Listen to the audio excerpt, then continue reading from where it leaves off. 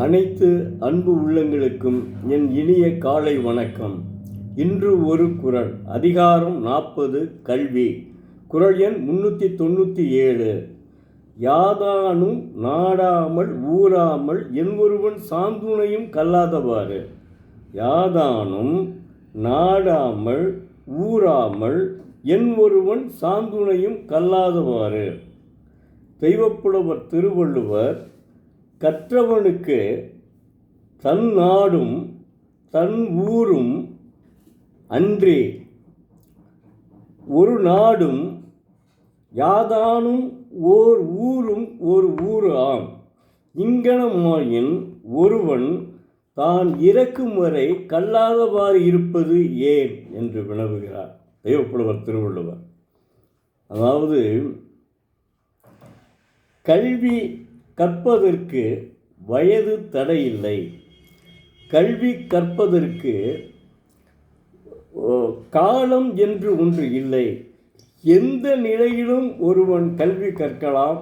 எந்த நேரத்திலும் காலத்திலும் அவன் கல்வி கற்கலாம். அப்படி இருக்கும்போது, அதாவது கல்வி கற்காதவனுக்கு தன்னுடைய சொந்த ஊரே ஊரு. ஆனால் கல்வி கல்லாதவனுக்கு சொந்த ஊரே ஊரு. கல்வி கற்றவனுக்கு சொந்த ஊரும் சரி, சொந்த நாடும் சரி. அதற்கு மட்டுமல்லாமல் உலகெங்குமே அவனுக்கு வரவேற்பு உண்டு. சுந்தர் பிச்சை எப்படி அமெரிக்காவில் வரவேற்பு சிஇஓ பணிபுரிகிறார். அந்த அளவுக்கு கற்றவனுக்கு உலகமெல்லாம் வரவேற்பு உண்டு. அப்படி இருக்கும்போது, உலகமெல்லாம் வரவேற்பு இருக்கும்போது, இவனுக்கு கல்லாதவனுக்கு அந்த சொந்த ஊர் மட்டுமே ஊர், மற்றதெல்லாம் ஊர் கிடையாது. மற்ற ஊர் அவனுக்கு தெரியவும் தெரியாது. இவன் அப்படி கிடையாது. கற்றவன் உலகெல்லாம் சென்று வரலாம், உலகெல்லாம் சென்று வரலாம், உலகெல்லாம் பேச முடியும். ஏன்னா ஆங்கிலத்தையும் கற்றுக்கிறாங்களா நல்லபடியா, அதனால் அது உலக மொழி அல்லவா. அதனால் கற்றவனுக்கு சென்ற விடமெல்லாம் சிறப்புங்க. அதில் மறக்க முடியாத உண்மைங்க. அப்படி இருக்கும்போது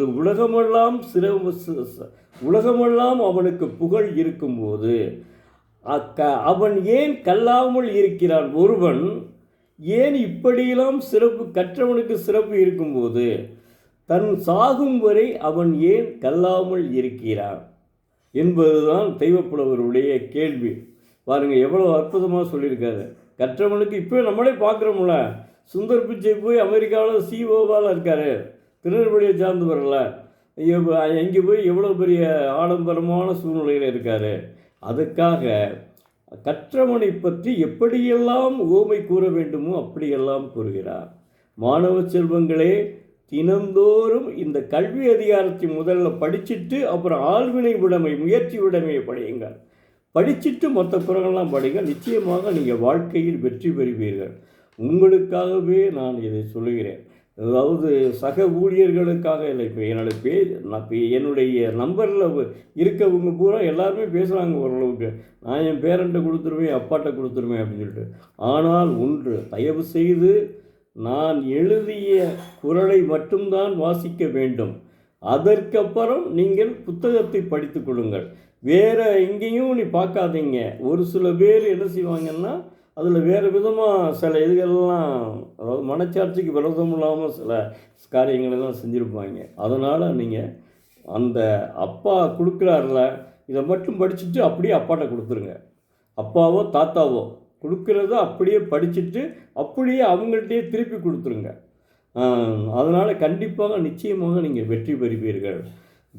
திருக்குறளை படித்தாலே உங்கள் அறியாமலேயே நாம் நிறையா படிக்க வேண்டும் என்ற எண்ணம் வரும். நன்றி, வணக்கம். நாளை மீண்டும் ஒரு குறளுடன் உங்களை சந்திக்கும் எழுத்தாளர் பரமசிவம், மதுரை.